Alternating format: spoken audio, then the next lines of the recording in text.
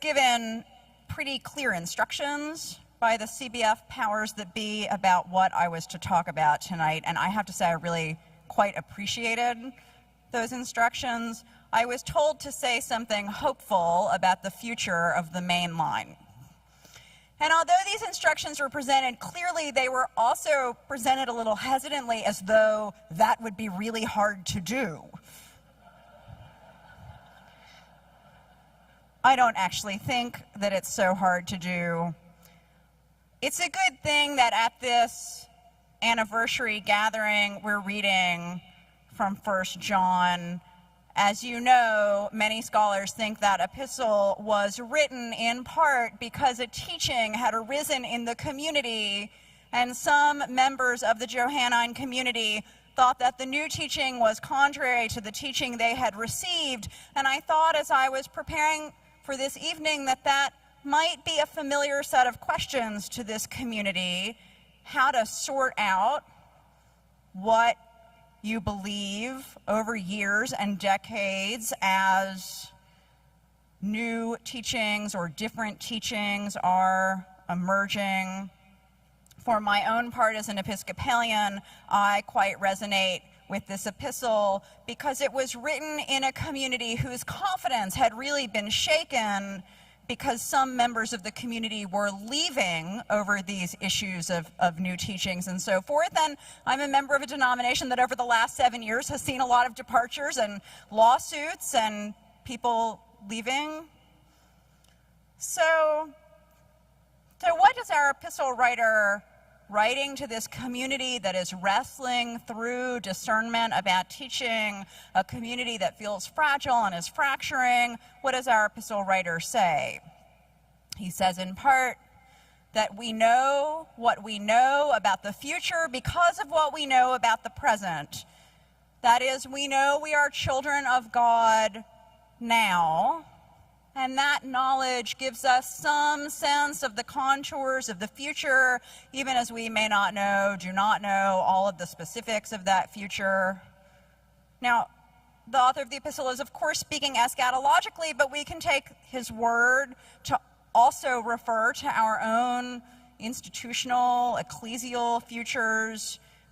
What we are has been revealed in part. What we are becoming has been revealed in part with reference to our present reality. And it is, of course, the present reality that's the rub. Sometimes I feel like I eat, sleep, and breathe mainline church anxiety.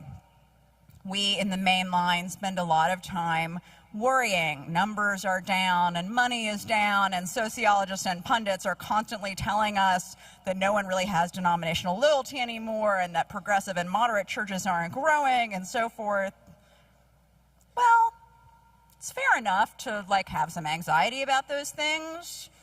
Anxiety about the mainline's loss of stature or the disappearance from American culture, that there's this sort of givenness of mainline Protestants. But I personally think that the loss of stature is actually pretty good news because it frees us from the sense that we follow the gospel in order to get something. It frees us from the sense that we pursue the gospel for any other reason than to be the disciples of Jesus. We're no longer, in other words, in any danger of thinking that we're doing church stuff to get some kind of worldly goodies from that. I've been involved for almost a decade in a very long, very bureaucratic discernment process about whether or not I am called to become an Episcopal priest, bureaucracy being one of the other things that distinguishes our two communities from one another. And some of the bureaucrats helping me discern this call, I'm going to just speak carefully since I'm being recorded. Some of them have said to me, are you sure you don't want to be an Episcopal priest just because it would be another feather in your cap? Maybe if it were 1952, but I just don't really think I'm going to get anything, right, at this stage of the game from a caller. And maybe your community might want to ordain me if my own does not.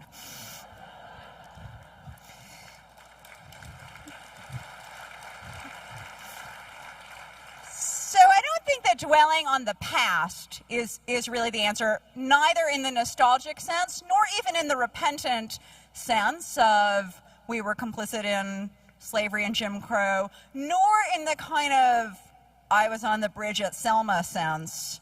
The bridge at Selma was like a long time ago. It's really inadequate to have these ruminations on the past, but I am a historian. And so I do think the past is instructive. We were reminded last night, and quite inspiringly so, about the long Baptist heritage of audaciousness. And I just want to remind us of a different slice of history, Baptist history and mainline history. And it's a slice of history that comes from the moment for which many of us are nostalgic, this mid-20th century moment in which mainline denominations kind of culturally and politically ruled the roost in America. I'm not advocating more nostalgia, but I do want to just point us to this one snapshot from which I think we can learn. In 1950, the Christian Century profiled 12 great mainline churches. These were model churches. Everyone should read these 12 profiles and be inspired by them. 2 of them were Baptist churches: Olive Chapel Baptist in Apex, North Carolina, and Bellevue Baptist in Memphis. I'm not going to have anything else to say about Bellevue Baptist tonight other than that it was mentioned in the Christian Century in 1950. But I do want to share with you a little of what the Century had to say about Olive Chapel in then very rural, very, very rural Apex, North Carolina. Now Apex has some suburban feel to it, but it didn't in 1950. So this article reviewed Baptist history, and it talked about the church's worship life, and it talked about the pastor, and then it focused on the church's community center, which had been the hub of progressive agricultural education for Apex. It was where the Grange met, and it was where home demonstration agents came to demonstrate new agricultural techniques for the whole community. And indeed, Olive was a central player in developing and implementing progressive farming methods in Piedmont, North Carolina. Progressive farming methods like crop rotation and contour plowing. In the mid-20th century, Ralph Felton, who was an expert in rural church development from Drew Seminary, came down to visit Olive Chapel, and what struck him most about this really thriving Baptist church was how the church served the needs of the entire community.